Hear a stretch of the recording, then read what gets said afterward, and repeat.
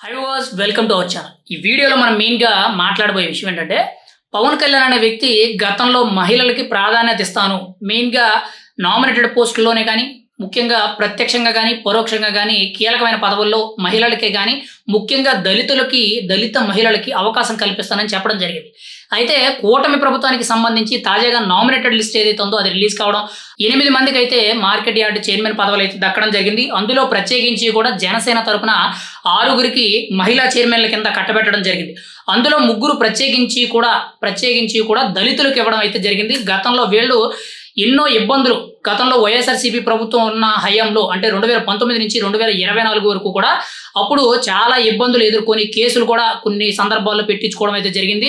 కొన్ని సందర్భాల్లో చాలా ఇబ్బందులు ఎదుర్కోవడం కూడా జరిగింది. వాళ్ళకి గతంలోనే పవన్ కళ్యాణ్ అనే వ్యక్తి మాట ఇవ్వడం జరిగింది. ఇప్పుడు కీలకంగా చూసుకుంటే దళితులకి ముగ్గురికి మార్కెట్ యార్డ్ కమిటీ చైర్మన్ పదవి అనేది కట్టబెట్టడం అయితే జరిగింది. అయితే అందులో కీలకంగా చూసుకుంటే పిఠాపురం నియోజకవర్గంలోని పవన్ కళ్యాణ్ గారి యొక్క సొంత నియోజకవర్గంలో మార్కెట్ యార్డ్ కమిటీ చైర్మన్ కింద వాకపల్లి దేవి గారని చెప్పి ఒక ఎస్సీ మహిళకైతే ఆ పదవి అనేది కట్టబెట్టడం జరిగింది. ఇప్పుడు వరకు కూడా పిఠాపురం నియోజకవర్గంలో ప్రత్యేకించి కూడా ఎస్సీ, ఎస్టీ కులానికి సంబంధించిన మహిళలకి మార్కెట్ యార్డ్ చైర్మన్ పదవి అనేది గత 50 ఏళ్ల చరిత్ర చూసుకున్నప్పటి నుంచి కూడా ఎవ్వరికి కూడా ఆ పదవి అనేది దక్కలేదు.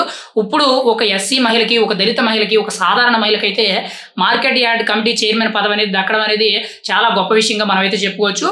అండ్ రెండో వ్యక్తి కీలకంగా చూసుకుంటే పి గన్నవరం నియోజకవర్గంలో పెనుమాల లక్ష్మి గారని చెప్పి ఎస్సీ సామాజిక వర్గానికి చెందిన దళిత మహిళలకైతే మార్కెట్ యార్డ్ కమిటీ చైర్మన్ పదవి అనేది కట్టబెట్టడం జరిగింది.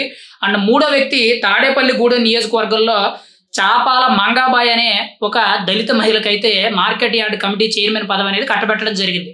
జనసేన తరపున ప్రత్యేకించి కూడా 8 మందికి నామినేటెడ్ పోస్టుల్లో అవకాశాలు దొరికితే అందులో 6గురు మహిళలు అవ్వడం, ఆ 6గురిలో కూడా ప్రత్యేకించి కూడా దళితులకి అంటే ఎస్సీ, ఎస్టీ సామాజిక వర్గాలకు చెందిన సాధారణ మహిళలు ఎవరైతే ఉన్నారో వాళ్ళకి ముగ్గురికైతే కీలకంగా మార్కెట్ యార్డ్ కమిటీ చైర్మన్ పదవి అనేది కట్టబెట్టడం అయితే జరిగింది.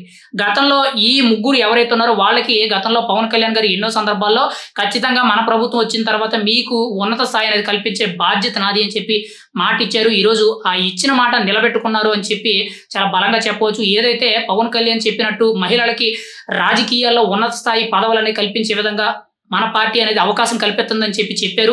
ఈరోజు అది నిజమైందని చెప్పి మనం అయితే చెప్పుకోవచ్చు. ఏది ఏమైనా సరే దళిత మహిళలకైతే మార్కెట్ యార్డ్ కమిటీ చైర్మన్లు ఇవ్వడం అనేది చాలా గొప్ప విషయంగా మనం అయితే చెప్పుకోవచ్చు. అందులో కూడా పిఠాపురం నియోజకవర్గం, తాడేపల్లిగూడెం నియోజకవర్గం, పి గన్నవరం నియోజకవర్గంలో జనసేన ఎక్కడైతే గెలిచిందో అటువంటి చోట్లలో మన నాయకులు ఎక్కడైతే ఉన్నారో అటువంటి చోట వాళ్ళకైతే అవకాశం కల్పించడం అయితే జరిగింది.